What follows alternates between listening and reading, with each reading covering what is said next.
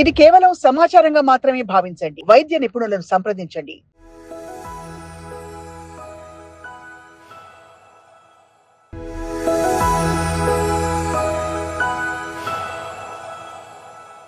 మనం male fertility issues గురించి మాట్లాడుకోవాల్సి వస్తే ఒకప్పుడు కంటే పోలిస్తే ఇప్పుడు ఎక్కువ మంది మగవాళ్ళు సఫర్ అవుతున్నారు ఈ ప్రాబ్లంతో అని అనడానికి అతిశక్తి లేదు కదా?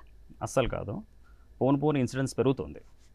అంటే మేల్ ఇన్ఫర్టిలిటీ ముందు నుంచి ఉంది, బట్ పోను ఈ మేల్ ఇన్ఫర్టిలిటీ కేసులు ఎక్కువ అవుతున్నాయి. దానికి మనం రీజన్స్ చెప్పుకుంటూ పోతే it is nothing new. It's all about our life style and hour working patterns and మన అలవాట్లు. ఓకే, అండ్ లైఫ్ స్టైల్ కూడా అదేం పెద్ద రాకెట్ సైన్స్ కాదు. అదేమి మనం సైన్స్ చదువుకోనో లిటరేచర్ ఫాలో చేసేది కాదు. That is what we have been taught when we are children. అది మనం ఫాలో అవ్వట్లేదు. సో నిద్ర మెయిన్ ఇంపార్టెంట్ విషయం, నిద్ర. Because of the working standards, because of late IT professions చాలామంది కెనడా షిఫ్ట్స్ అని చెప్పి యూఎస్ షిఫ్ట్స్ అని చెప్పి నైట్ మొత్తం మేలుకుంటున్నారు.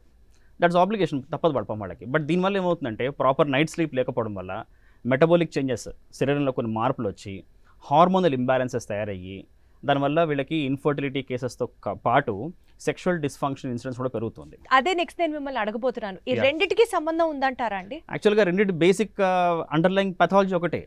ఇప్పుడు మా ఆండ్రాలజీలో ఒక డిక్టమ్ ఉంది, ఏ పేషెంట్కి అయితే సెక్షువల్ డిస్ఫంక్షన్ త్వరగా మొదలవుతుందో వాళ్ళకి హార్ట్ అటాక్స్ వచ్చే అవకాశం చాలా ఎక్కువ ఉంటుంది. అండ్ వాళ్ళ హార్ట్ అటాక్స్ వాళ్ళ కౌంటర్ పార్ట్స్ కంటే 10 years ముందుగా వస్తాయి వాళ్ళకి.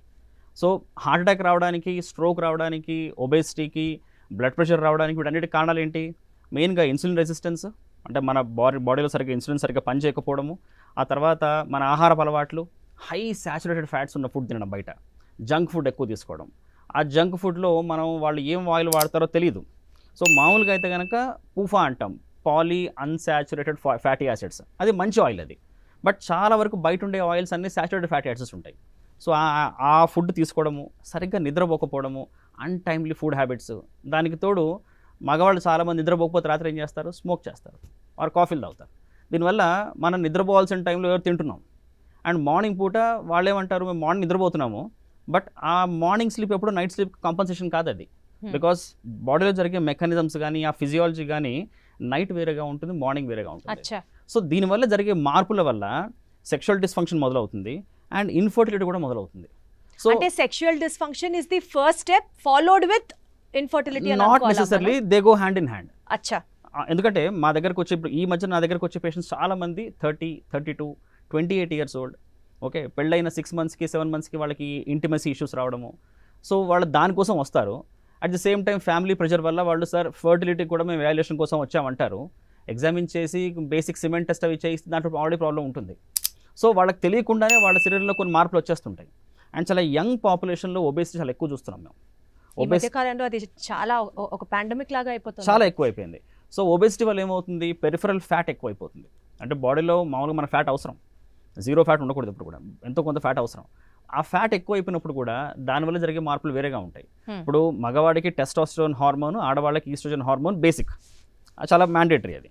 సో ఎప్పుడైతే మగవాళ్ళలో టెస్టోస్టెరోన్ హార్మోన్ ప్రొడక్షన్ తక్కువ అయిపోతుందో ఆల్రెడీ జరిగే మార్పుల వల్ల, దానికి తోడు ఒబేసిటీ ఉంటుందో, ఈ పెరిఫరల్ ఫ్యాట్లో టెస్టోస్టెరోన్ ఈస్ట్రోజన్లా కన్వర్ట్ అవుతుంది. Oh my god. సో మగవాళ్ళలో కనుక టెస్టోస్టెరోన్ వాల్యూస్ తగ్గిపోతే, దాని కౌంట్ తగ్గిపోతే, దాని ఎఫెక్ట్ వాళ్ళ సెక్షువల్ ఫంక్షన్ మీద ఉంటుంది. At the same time sperm production మీద ఉంటుంది. రైట్. అండ్ స్పర్మ్ ప్రొడక్షన్ కిందకి వస్తే స్పర్మ్ కౌంట్ ఇంపార్టెంటే, క్వాలిటీ ఇంపార్టెంటే. సో వీటన్నిటిని బేసిక్గా డిక్టేట్ చేసే హార్మోన్ మగవాళ్ళు టెస్టోస్టెరోన్. సో అది దెబ్బతినడానికి మెయిన్ కారణం లైఫ్ స్టైల్, ఒబేసిటీ, చెప్పుకుంటూ పోతే అలవాట్లు అన్నీ ఉంటాయి.